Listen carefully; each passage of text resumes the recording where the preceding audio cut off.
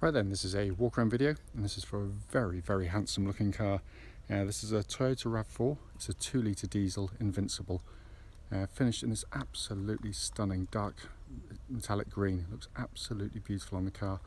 This car has roof rails, side steps, and the Toyota bull bar at the front there, but it really looks stunning. It's a wonderful colour on this car.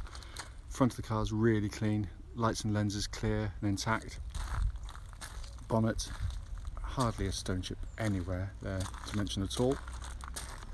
And then to come down the near side first, passenger side, again, generally speaking, very clean in the panels.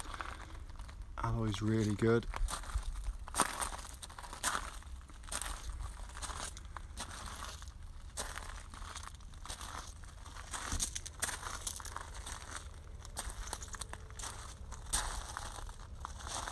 Around the back of the car, and very clean and tidy. Offside, driver's side, again very smooth in the panel work.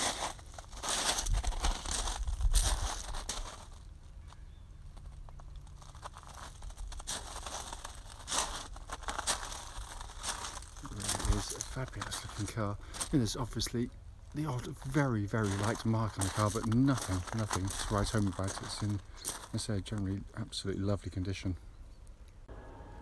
So coming into the boot area now, you can see there, tailgate working exactly as it should. Huge boots in these cars. It's been kept very well back here as well.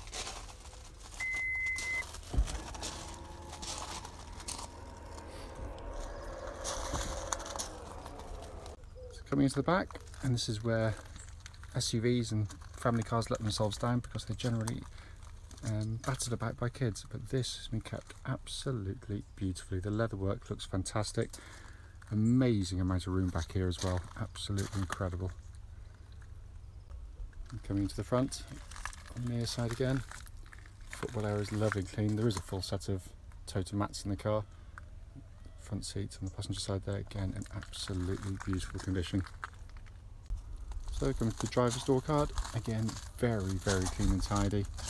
And driver's seat with only tiniest amount of wear, given the fact that it's 61,000 miles on the car and it's 7 years old, but certainly doesn't look like it. So inside the car now, engine's running into this section, so the dashboard can be seen illuminated, which looks super. It really is a lovely dashboard. Sat nav, you can see they're working absolutely perfectly.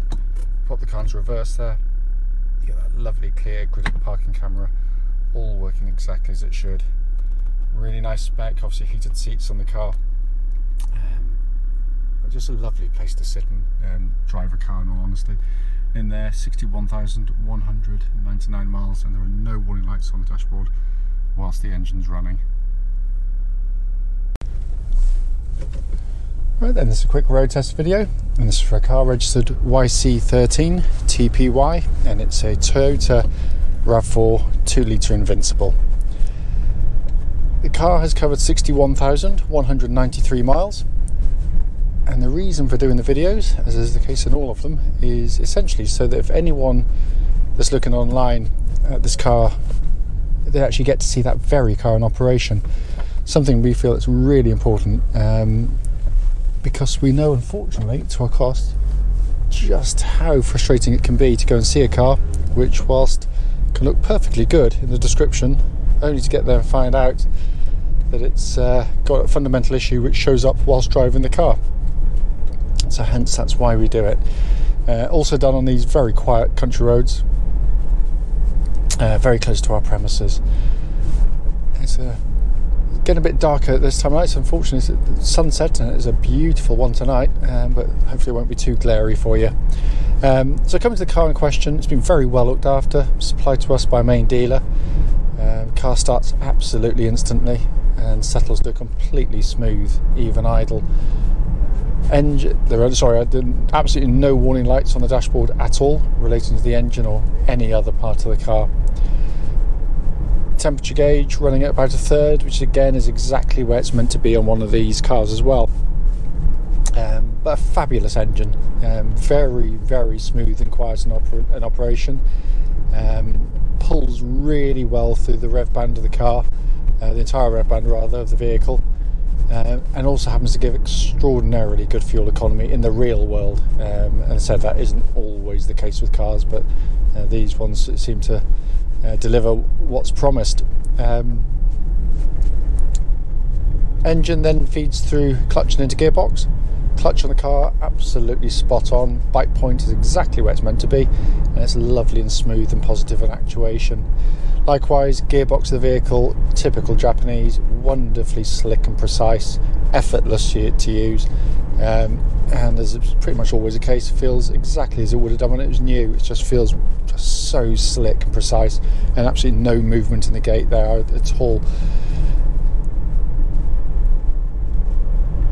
Coming to the steering of the car, which in fairness the RAV4 has always been one of their strong points, and it's the same with this. It's very nicely weighted, nice and accurate, makes the car feel very manoeuvrable but very confidence inspiring going through the corners. The car follows faithfully exactly where you point the steering wheel, and you need minimal movement to get the car moving as well. It's not sort of ridiculously undergeared like some cars can be. It also tracks absolutely dead straight, and there's no vibrations at all at this speed or any speed up to the legal limit actually. Chassis of the vehicle, what I'm looking for on road test is basically that I'm listening out for sort of noises coming from underneath the vehicle that shouldn't actually be there.